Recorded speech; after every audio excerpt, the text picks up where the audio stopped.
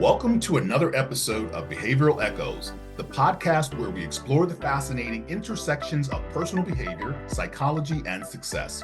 I'm Christopher, your master coach, psychologist, and business strategist.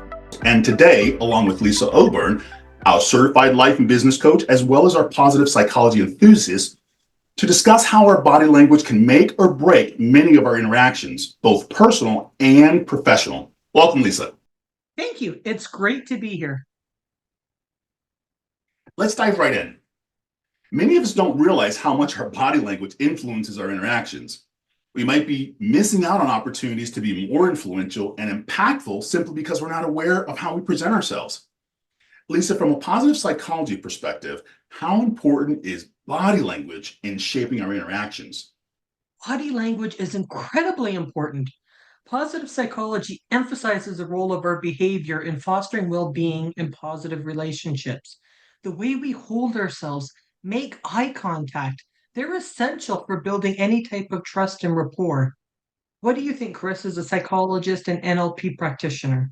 Well, in psychology and personal change with NLP, we see body language as a critical component of effective communication because it's not about what you say, but how you say it. Your posture, your facial expressions, and even the way you use your hands conveys authority, attentiveness, sincerity. Being mindful of these nonverbal cues really significantly enhances a person's ability to influence and connect with others. I really like that. Maybe we can provide a couple of examples. Like, imagine you're in a business meeting pitching an idea to potential investors. What are some key body language cues that anyone should be aware of?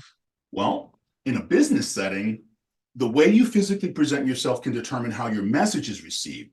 For example, maintaining an open posture, standing or sitting up straight with your shoulders back signals confidence and readiness. Avoid crossing your arms or things like that, or covering your face, because this can come off as defensive or closed off. As well, making consistent eye contact. Now, I'm not saying stare at the person, but making consistent eye contact at least shows that you're engaged, and it tends to indicate that you're sincere. This is going to help build trust with your audience or whoever you're talking to, and maybe even acknowledging, like with a nod, that yes, you agree, I heard you, go on. I'd add to that as well, a genuine smile can be Ah, incredibly powerful because it conveys warmth that you're actually there and you're approachable. You want to be engaged, you want to be part of that, and you're receptive to the ideas being shared. And using purposeful gestures really emphasize points that can enhance your communication, making it so much more memorable and dynamic. A lot of times when you're in meetings, people tend to recall, oh, you look so happy, or you look so engaged, or you look distracted. People remember those things. that's a good point. And I probably would be remiss if I did not only agree with that, but and talk about the importance of a smile. That's a universally wired behavior that we all have as human beings. In any language, a smile means the same thing, and people can pick up on it. That's a great point. Maybe we should consider a couple of personal interactions or just a personal interaction. Like, suppose you're having a difficult conversation with a friend. We've all been there. How do you think our body language can help navigate a situation like that? And I like that concept. In personal interactions, especially when those conversations are difficult, empathy and openness are key.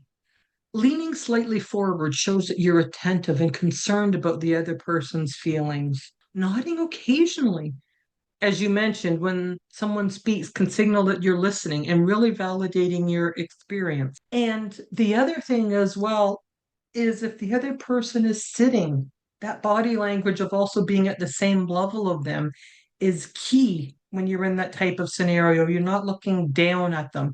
And this really helps to create a safe space for open, honest communication. Absolutely. I like the idea of reflecting back the other person's body language in a subtle way. This can also build rapport, but it also shows empathy. For example, so when you're sitting, placing your hands on your lap, if their hands are there, you can place your hands there. When they move their hands to the table, move your hands to the table. And what you're doing is you're ebbing and flowing with them, almost as if you were in a dance. Ensure that your face is relaxed and your expressions are soft. And oftentimes in the intensity of interactions, this can actually de-escalate the tension and promote a calm, constructive dialogue. These are just a few examples. I think they highlight how crucial body language is in shaping our interactions. What are your final thoughts, Lisa, on how listeners can start applying what we've shared with them today? Just being aware of where their hands are in space and how they're sitting in, what their head's doing, what their eyes are doing. I think that's a great point, and it's important to become aware of your body language. Be aware of where your body is in space while interacting, where your hands are, what your head is doing, what your posture might imply, where your eyes are looking. Like if you're looking and you're having a side conversation, people are going to notice. Stand or sit with an open posture and that genuine smile, like we said earlier. Pay attention how others are responding to your body language and look at those nonverbal cues and make those small adjustments. They make such a huge difference. And also at the end of the day, reflect on how your interactions were. Think about the moments when people felt particularly connected or disconnected to you, and consider what body language you communicated during that time, and give those proper behavioral cues and body language cues that will make it much more receptive when you're having conversations. Well, folks, that's all for today's episode of Behavioral Echoes. Remember, your body language is a powerful tool in shaping how you are perceived and how effectively you connect with others. Be mindful of how you show up. You can seize more opportunities to influence and inspire more people. Thanks, Lisa, for sharing your insights. Thank you. As always, it's an absolute pleasure being here. Until next time, folks, keep tuning in to how your actions, both verbal and nonverbal, echo through your life and the lives of others. If you've enjoyed this episode, please follow us and engage in conversation with us.